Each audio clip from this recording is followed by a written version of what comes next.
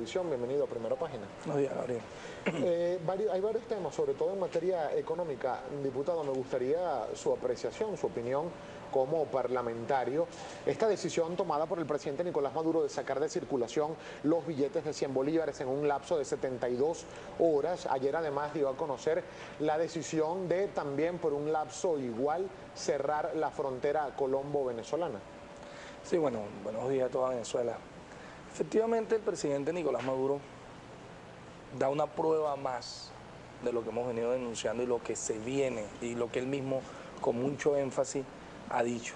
Hay una nueva fase de la guerra económica que hemos denominado un golpe financiero y que dejaba en evidencia cómo se apostaba y se jugaba a desestabilizar no solo el sistema monetario, sino desestabilizar al gobierno venezolano, porque no es casual, esto ocurre, fíjate, cuando tú estructuras o haces una cronología de todos los hechos, te darás cuenta que el tema de llevarse los billetes del país, todo el juego que se hacía financiero con esto, no es casual que esto ocurría paralelamente con un saboteo al sistema de pago en el país, como fue el saboteo de lo que realizó Credicar.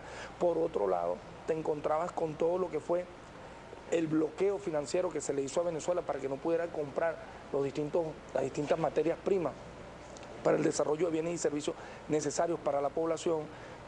Se nos bloqueó. El juego que hacía Citibank hace unos meses atrás de bloquearnos cuentas y de a nivel internacional decirle a cualquier proveedor que triangulara o cualquier otro banco que triangulara con nosotros, también les bloquearían las cuentas.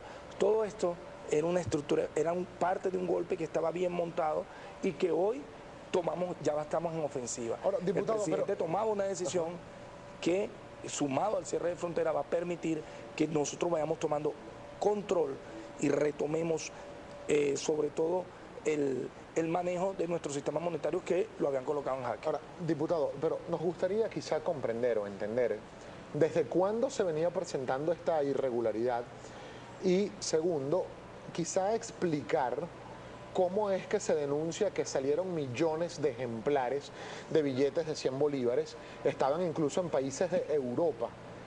Habla el ministro Reverol de galpones de billetes de 100 bolívares en algunos países de Europa.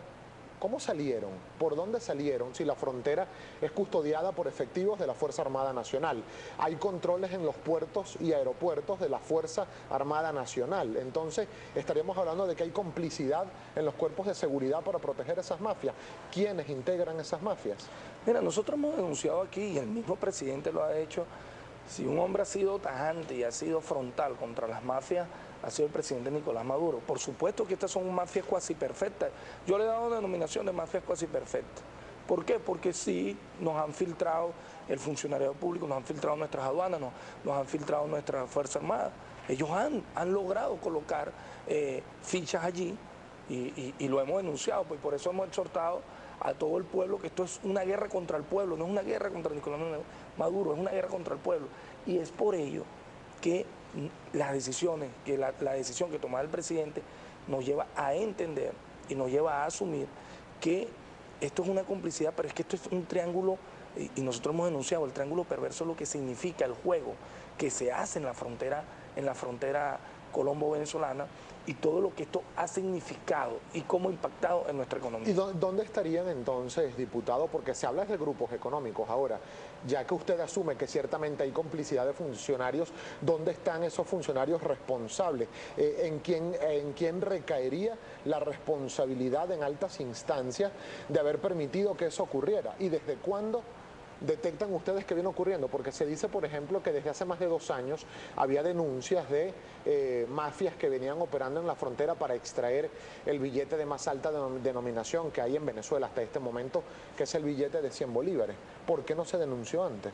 Mira, primero recuerda que en frontera, sobre todo con Colombia, nosotros tenemos un convenio cambiario que permite la convertibilidad del bolívar a peso y el peso a bolívar.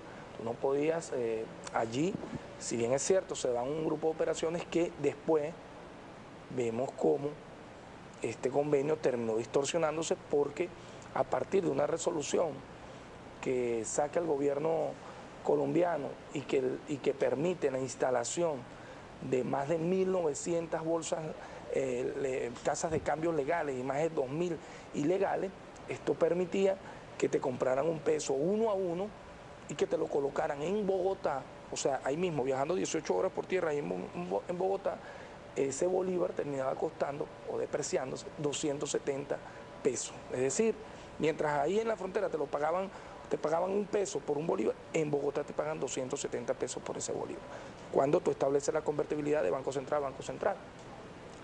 Efectivamente, esto permitió que se constituyeran grupos y mafias que tenían sus tentáculos aquí, tú lo has dicho.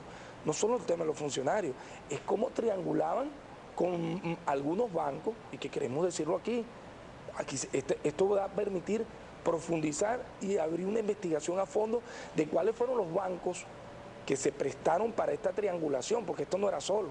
Estas masas, estas cantidades de efectivo no se movían solas, tenían que tener un espacio, tenían que tener cómplices también en la banca privada en especial, y sabemos que hay unos bancos privados en especial que se prestaron para este tipo de operaciones y que hoy, bueno, se inician las investigaciones, Gabriel, y lo importante es que el presidente ha dicho, caiga quien caiga, aquí no hay, diputado, aquí no hay fueron sorprendidos en este momento porque aseguran que venía pasando desde hace tiempo, y entonces uno empieza a preguntarse, bueno, pero ¿por qué no se tomaron medidas? O si presuntamente ustedes aseguran que hay banca privada involucrada en esta mafia, como ustedes la denominan, bueno, ¿dónde están los controles, por ejemplo, del Ministerio de Finanzas, del Gabinete Económico, de la Superintendencia de Bancos? ¿Dónde estaban esos controles que en teoría se supone debían funcionar? ¿Dónde están, por ejemplo, diputado Roa, y usted, que ha estado en la Comisión de Finanzas por varios años, conoce bien el seguimiento que puede hacer el Banco Central de Venezuela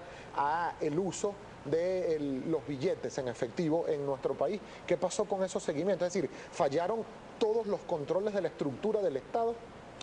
Fíjate, primero el presidente ha dicho, ha oxigenado estos equipos, no solo, digamos, que ellos pudieron en un momento determinado, pareciera que pudieron operar con amplia comodidad, y efectivamente el presidente lo decía.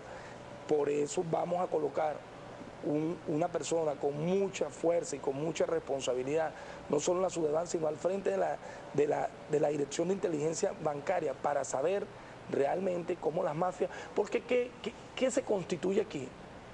Lo que hemos denominado una bicicleta, una lavadora y una bicicleta, toda una centrífuga de dinero, todo un lavado de dinero que se daba para no solo lavar dinero de la delincuencia organizada, sino lavar dinero del narcotráfico, lavar dinero, y a su vez esto le permitía a las mafias ser partícipes directos en la desestabilización del gobierno. Porque ¿por qué cuando denuncia al ministro Reverol habla de que hay una ONG, tal como han apuntado las investigaciones, contratada por el Tesoro, el Departamento del Tesoro de Estados Unidos, que buscó y que muy bien pudo no solo extraer estos recursos, sino que esta operación ya tiene antecedentes, Gabriel? Esta operación se montó en Libia, esta operación se montó en Irak, previo a la invasión a Irak, previo a Saddam Hussein. Le llegaron igual, le secaron el sistema monetario del país. Ya tenemos que ir a la pausa, diputado Roa, pero si había antecedentes, si había precedentes que ya el Estado venezolano, el gobierno conocía y manejaba, fueron incapaces e inoperantes en las estructuras del Estado venezolano en atender a tiempo esta situación. Mira, no es incapaz, es que un billete tú no lo imprimes de un día para otro. O sea, lo que trato de decirte, nosotros al precisar la debilidad, se activaron los mecanismos. Si bien es cierto, claro, pero precisaron entonces tarde la debilidad, diputado, porque si usted me dice, ya se aplicó en Libia, en otros países hace varios años, lo detectaron. Desde hace 2 años algunos diputados del PSV han asegurado que se venía presentando esta mafia, tardaron 2 años en reaccionar. Mira, yo creo que más que lo que se pudo tardar es entender que estaban tejidas de una manera, estas mafias estaban tejidas de una manera que no era tan fácil llegar a la estructura operativa que ellos tenían. Hoy todavía nos falta, tenemos que llegar a los responsables, tenemos que ver la vinculación que tiene inclusive con sectores políticos de este país que se alegran y que siguen apostando al golpe financiero en ¿Sectores Venezuela. políticos del alto gobierno podrían estar involucrados en estas mafias? Mira, yo no voy a hablar de sectores del alto gobierno porque creo que todos nuestros ministros, desde el presidente, así como nuestro partido, está bien comprometido con la revolución bolivariana. Pero sí pudieron haber existido funcionarios de mediano rango que tienen responsabilidades clave que dejaron de forma, porque tú cometes delitos por acción o por omisión, y que dejaron que esto ocurriera y que no informaron a su momento y peor aún, pudieron haber participado con estas mafias. Nosotros tenemos que hacer una breve pausa.